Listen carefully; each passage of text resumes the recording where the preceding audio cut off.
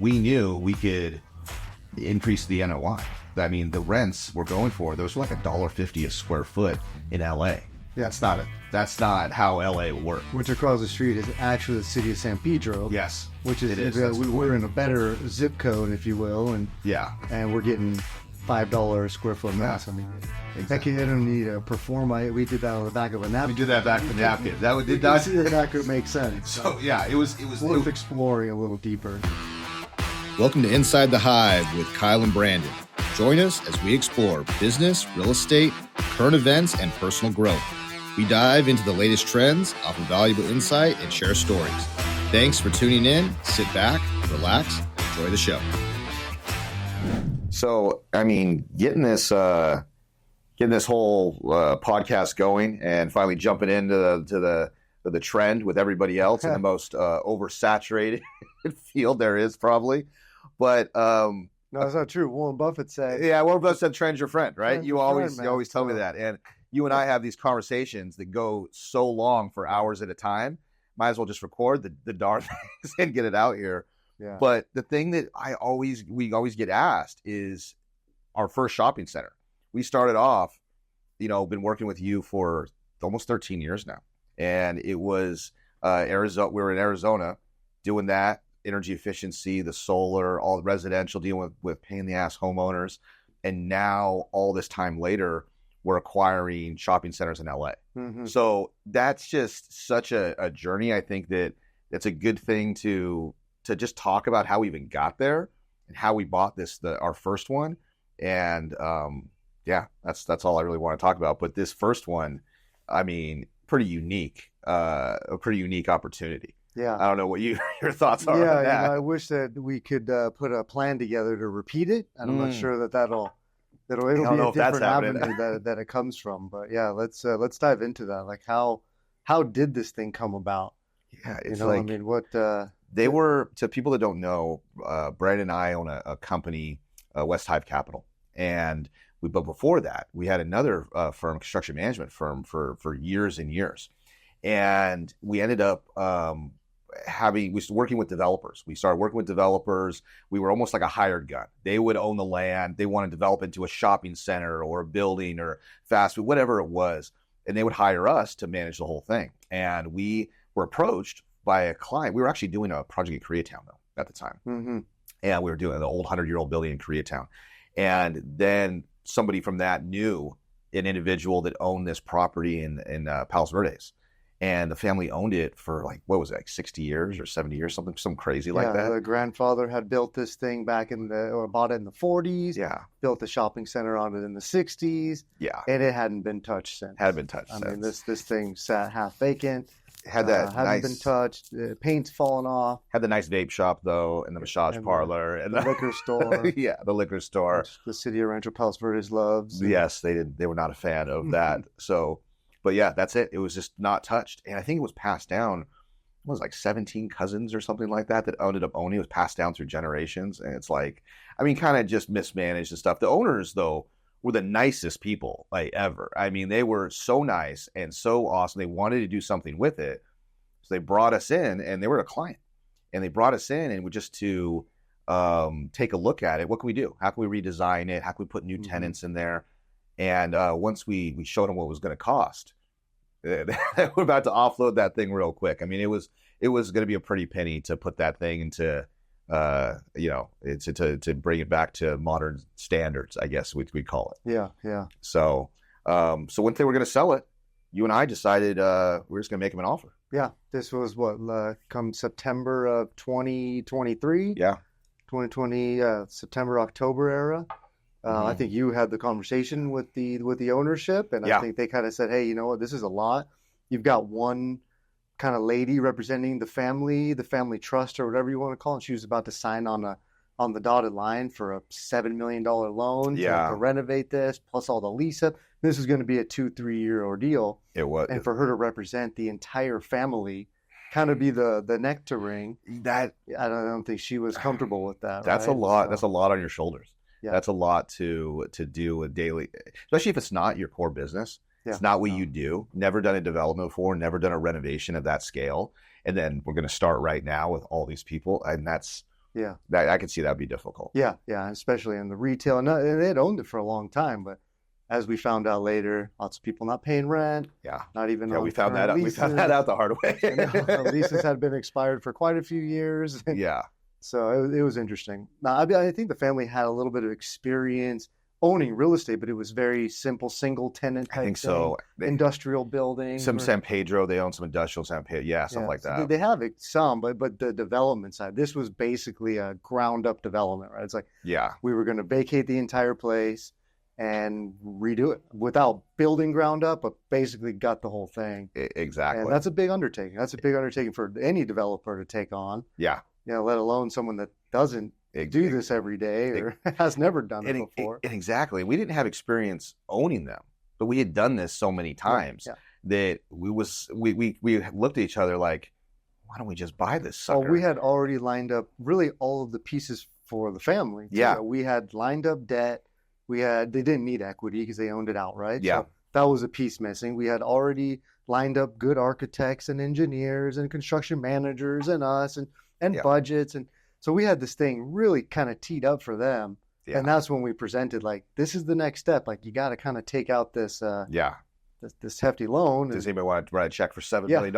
That's what it was. And it looked like people, we had banks lined up that were willing to do that for them. We did. We had it all lined up. It was a comfort level. Yeah. And we still do that for other clients right now. We still put the whole plan in place and go find money. But this one, they wanted offloaded. So she said, when I did talk to her, she was like, Kyle, no, we're going to sell it.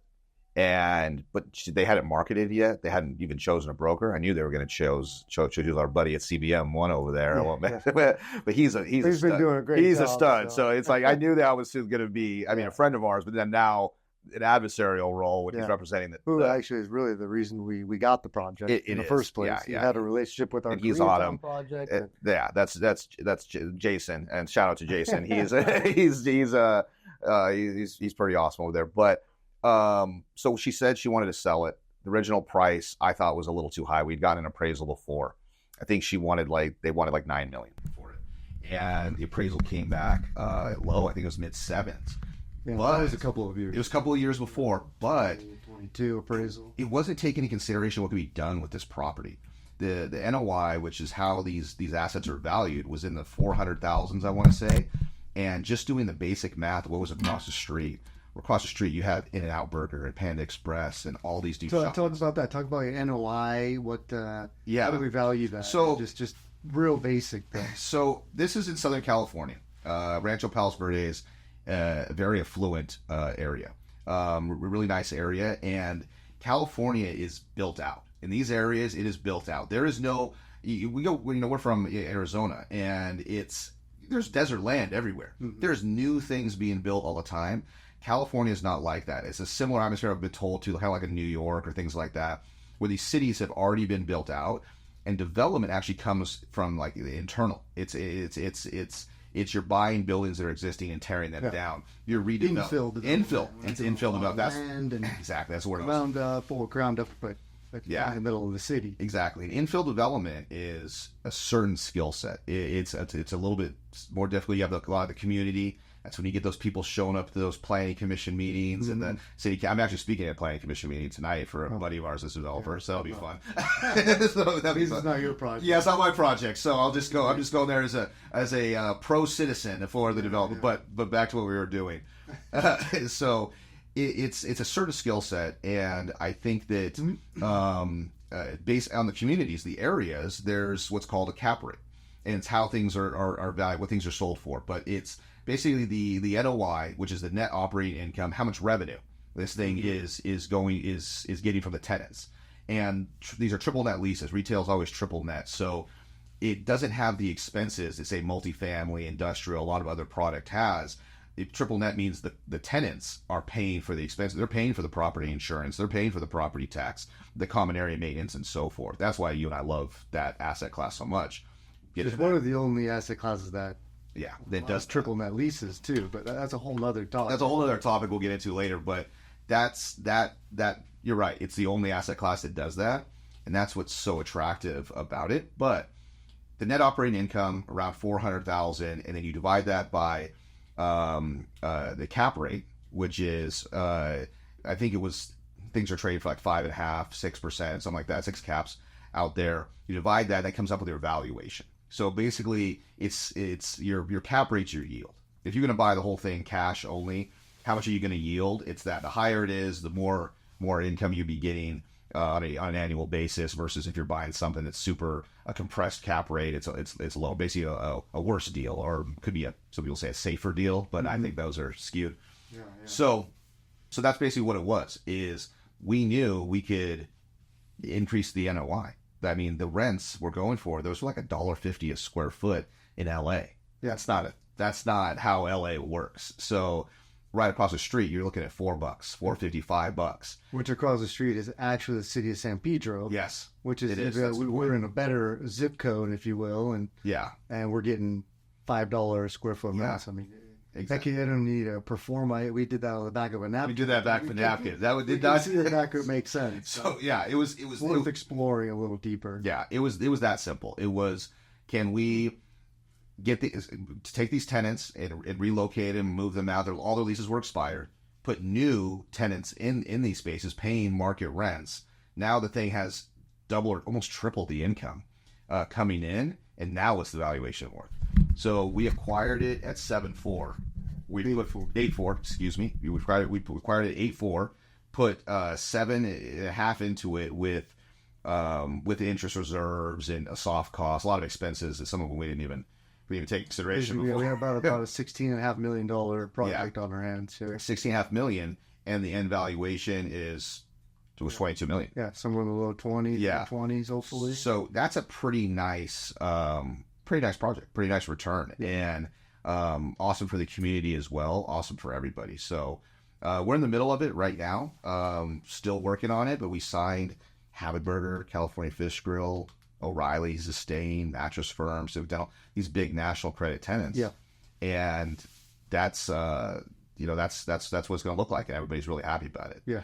But getting to that, when we decided to buy it, I didn't have $16 million. Did you? Yeah. So how, if you want to, maybe we should talk about a little bit about, I mean, I think it took some balls to throw. Yeah, let's backtrack. This didn't just come up all of a sudden. This is something that you and I, having this construction background in retail, helping people build restaurants all over the country for the last decade or so, from Chase Banks to some of our great clients that just take us literally to the East Coast, to the West Coast, to Texas, Pennsylvania.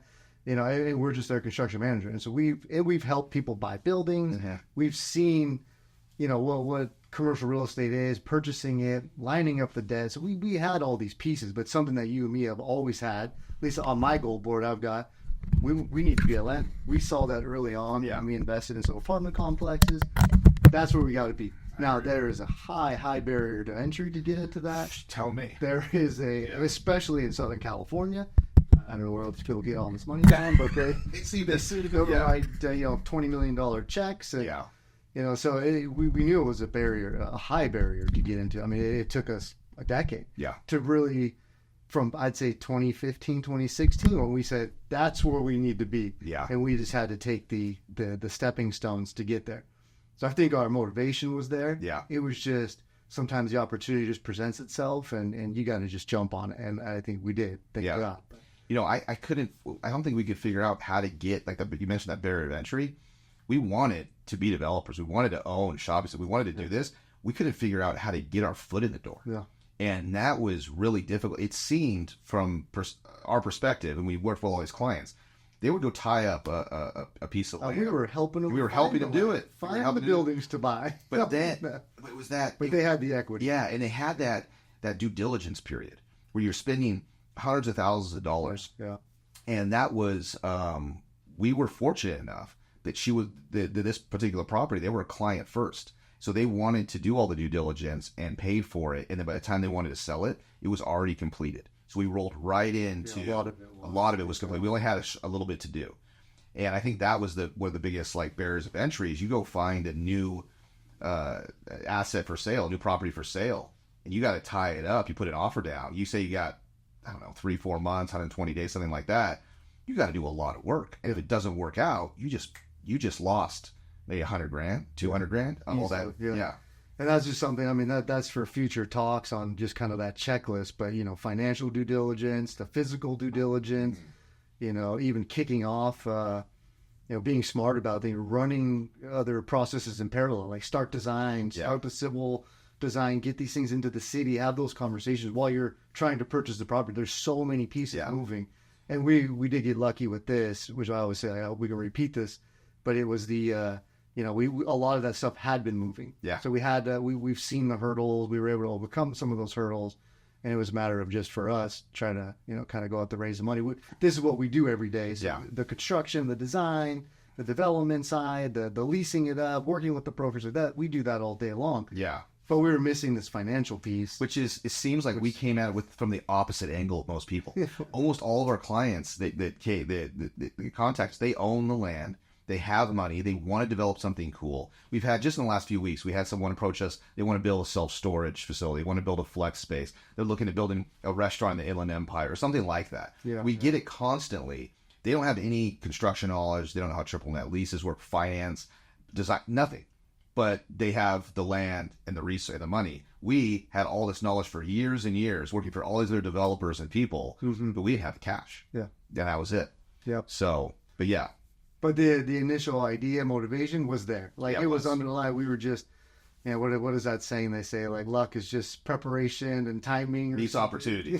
Preparation meets opportunity. Yeah. So we were prep, ready to go. It came across our desk. And we were like, we're gonna figure this out. Yeah. But that's kind of that entrepreneurial spirit. Really, it's just I don't know. There's an issue at hand. We got to figure it out. Overcoming those hurdles. Yeah. That's what it was. We put an offer down. We talked to the broker who we know. Yeah. It was like, come on, we don't need to put that 3% down here. Can we work that? Remember we kind of worked, I think it was like, we've put down $150,000 or something like that. Yeah.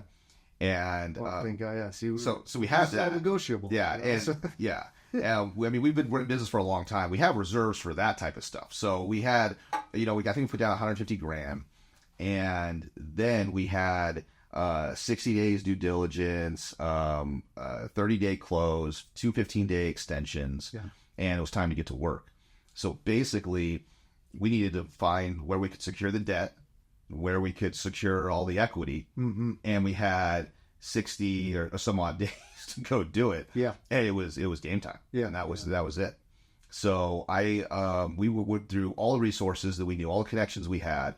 And we went through some brokers. We first, let me take a step back. We first tried to go the private equity route. Yeah, well, we actually didn't think that because of a track record, right? We had this track record of successfully executing these type of projects for others, but never being on the, signing on the dotted line, putting our neck on the line for a $16 million loan or whatever this was going to look like, this capital stack. Got to have some net worth for that. Yeah, exactly, right? And so we didn't really think that was possible, but we did go out to our network, and private equity was banging on the door. Yeah. I mean, we had calls. This is, the end of 23, that November, December, as we hit the holidays. I think even during the holiday, I think that was the route we thought we were going to go. But it was just kind of, which we were excited that they actually had some interest. So it's like, we had definitely lined up some future relationships that I'm super grateful for. And that I think those seeds are planted now. But this project was just like a little small for them. We had already raised, just through friends and family and kind of high net worth, we had raised probably about half the equity we needed. Yeah. And we wanted to build a relationship with these. We have a future, like, this is what we're going to be doing. Yeah. We're going to be syndicating. We're going to be building retail. We're going to be developing retail, value add all over Southern California. That's what we're doing. New business plan's already in full effect here. So we were, when people kind of offered us, investment into it, we wanted to take that, start to plant those seeds and build that relationship with these guys. So we really only had a small piece for the private equity. Yeah. And the private equity was like, I want to write the whole check. Exactly. You including debt. Like, why don't I just give you this entire $16 million? Yeah. And, then you would lose control. Now we work for them. Yeah. And now we basically work for them. And they would be forcing us to sell at a certain time, et cetera. We had very fascinating going through that. That wasn't our world. And we had that type of group. We had other developers come in and say, guys, it's your first one. Why don't we just do 50-50 partners and we'll do this? And that was another thing too. We'll put up the equity. We'll do this. We saw that this was a prized property in LA. Everybody knew everybody knew where it was. Everybody knew the value of it. So we were getting approached, but we were almost getting like pushed out. Yeah. It sounded good. We're getting the handshakes. We get sold easily. Yeah. I get sold. I mean, we can sift through it. We have to take a step back, Yeah. but there was some heavy hitters there that this is what they do all day is partner with young developers and maybe take the deal from them or push them out somehow. Yeah. You know, and we kind of saw some red flags there. We luckily do have some good advisement. Yeah. You know, some senior guys that look out for us that we can run things by. Yeah. Thank God for that because they knew some of these people. But yeah, exactly. Some of them were pretty sharky. Yes. Too. Yeah. I mean, we didn't know any better at first, but some of them, the terms looked great on the surface, and you go through it, and if we make one non-monetary default, which is if you're listening to this, you own a house. If you don't make your mortgage payment, you're in default, foreclosure, that type of thing. But for development, there's all these other milestones that are non-monetary. They have nothing to do with making the payment. Did you hit this construction milestone? Did you do this lease-up milestone? Did you get this entitlement or planning approval? And if you don't hit these certain things, technically you're default, and they can come capture the project away. Yeah. And some of these non-monetary defaults that were in this language were very strict and very like, if we just make one little stub our toe, we lose the entire deal. And I wouldn't say it's predatory lending. I think that's something where it's like over 20% or like loan shark status. Yeah. But it's sneaky, like it's a little sharky lending. And we were we were advised. We brought in some people that had our best interest at heart, some senior advisors, guys from El Segundo I've known since he taught me how to underwrite deals when I was 20 years old. Mike Gutterman over there with Melweather now, shout out to him. But we had some advisement, and we found out, hey, let's not do a big, huge private equity group out of New York. Let's not do a debt fund that might have some sharky terms here, and let's go with some friendly lenders. And that's how we got into a debt fund. Yeah. So let's talk a little bit about that too, because it's kind of fascinating, this type of project, right? This type of development, because you're looking at it, it's not cash flowing from day one. I mean, very small with O'Reilly, who's going to stay there, but they're 20%, they're maybe 10% of the revenue, but maybe 20% or 28% of the center or something, but it's square footage wise. So we weren't able to go to traditional banks, right? We weren't able to go to your typical, CMBS loan or anything like that, because they want to see a debt service coverage. Yeah. So you're not walking into Wells Fargo for this type of thing. Exactly. You're not walking into Chase Bank or Wells Fargo and a lot of these type of banks that typically you might be able to do that on something that maybe a little bit bigger or is cash flowing from day one, even though you're going to renovate and kick some guys out and kind of re-merchandise the place. But I think it was an interesting journey. Like, one of ours was equity, but the next was debt. I mean, there's a plethora of debt options out there, and we had to sift through those, not really understanding everything that everyone's telling us. But let's talk a little bit about that, because we had a couple offers that were similar, but it was just more picking the right horse and the right partner to go with that didn't have those sharky terms. But honestly, their debt structure was similar. They were both debt funds out of Los Angeles, so they knew the market, they knew the area.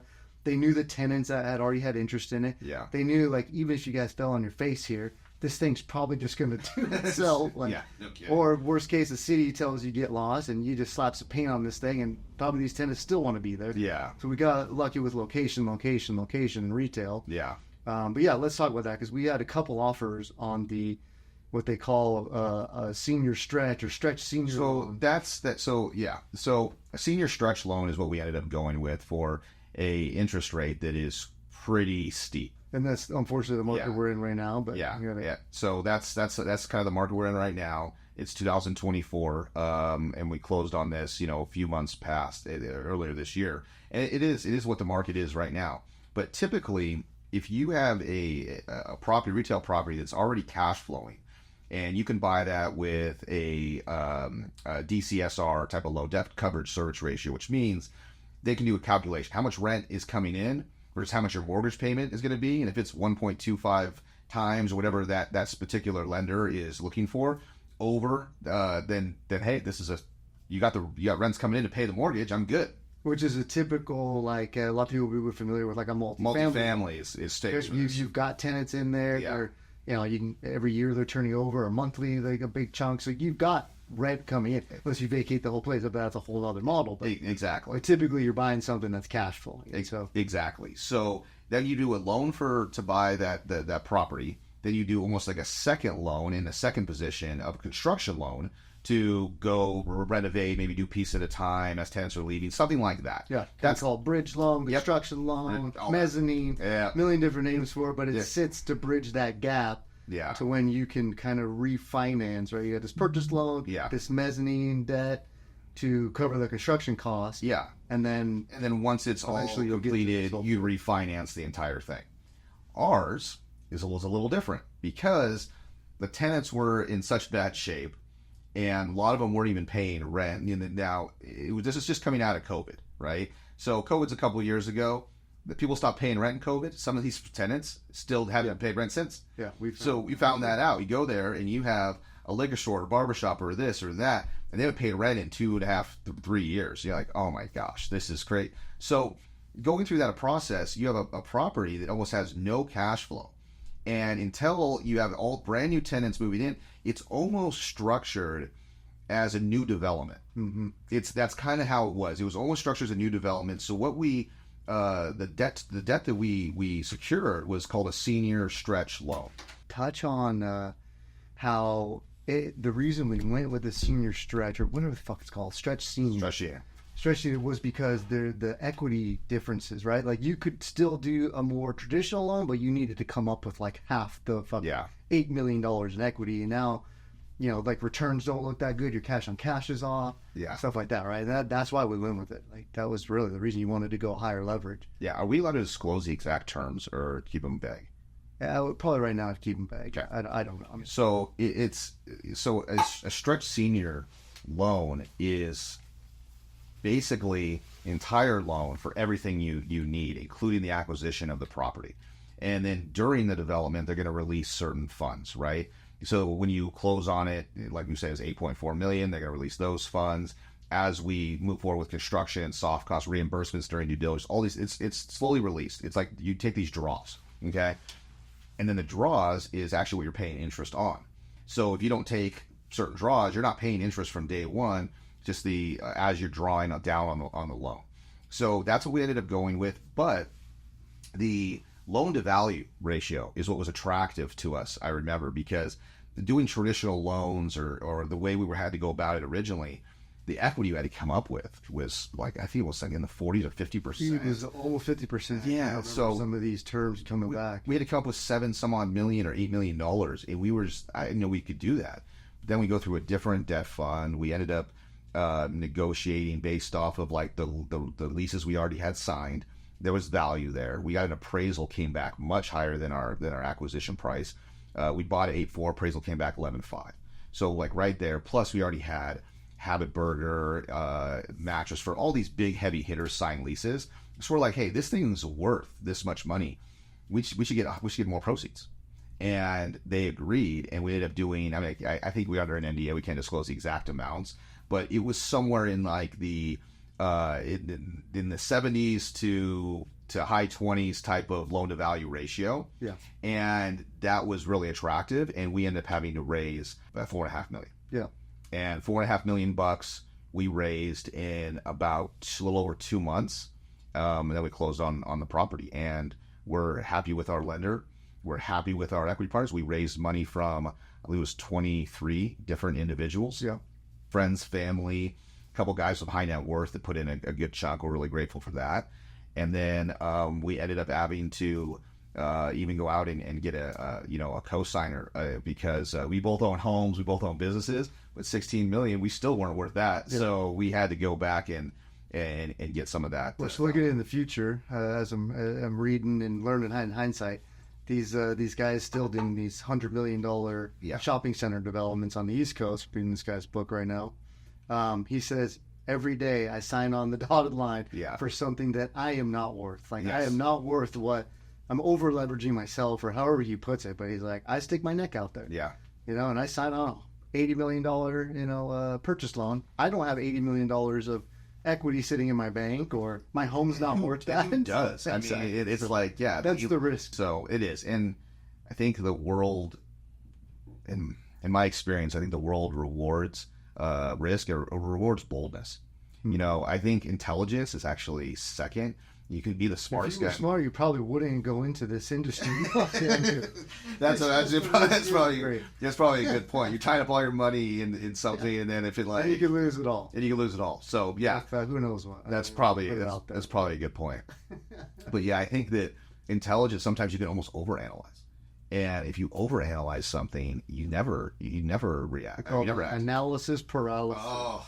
And you never get out of it. Everybody's guilty of this. No matter what decision you need to make throughout your day, there is some time that you will overanalyze, and eventually you'll miss the opportunity, or you just never make that move. 100%, man. You can go too many choices, too many options. You go to an ice cream freaking parlor, man, and there's 100 flavors. It's too many choices. Like, I can't analyze this shit all day. I don't even like the samples. Like, just give me in and out. But that's what it is. It's too many choices or too much analyzing, and you freeze up and you don't move. Yeah. So I think we've been pretty good at that. Yeah. To understand like the basics. Like, we know we got 75% dialed in or something. We know there's like this big risk, but it's something that we know we're gonna build the plane on the way down a little bit. Yeah. You know, and that was something too that we've learned throughout business and things too. And I love to read. I read this book, Sam Zell's, kind of autobiography about business. You quote that thing a lot. Yeah, but he has some good stuff where he's very risk adverse, but you put those risks on the board. You stare at them. Okay, what are the risks? The risk on this property were lease up. Yeah. That's a big risk. Okay, equity was a risk for us. Mm-hmm. The construction timeline. And we just listed these things out, and you and me just kind of stared at them. Okay, we need to focus on that risk. Check it off. We've got things in motion to tackle that. Professional brokers involved. We've got a lot of tenant action. Okay, that risk seems to be mitigated. Yeah. Next, we need the loan. Okay, this is a problem. Let's have multiple talks. Let's understand what these people are even giving us. You know. Yeah. We need equity. Let's start raising the flag. And we dug deep and deep, and we're still digging deep and deep for future deals now. Yeah. And so I think that was good advice out of that book in particular. It was just, can you live with these risks? I agree. Can you tackle them? And if you can, continue on with it. I agree with that. And you and I have always been very good at building teams.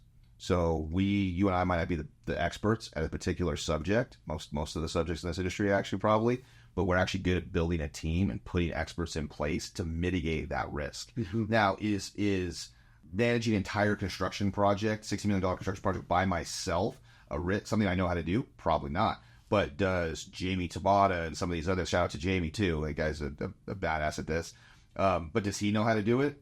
Like 100%. That's all this guy does. Yeah, I mean, all day long. When it comes to some of our like attorneys, I mean, they're just some of the best we've ever had, from our design teams to our leasing brokers to this, that. I mean, they're just like the best in their field. And I think surrounding ourselves with the best and understanding, like you always say that quote. It's like, we've seen how the movie ends. It's how you used to explain it to clients when they bring us on to help their new developments, to be a development consultant. And you're like, listen, we're not anything special. We just have done this before and know how the movie ends.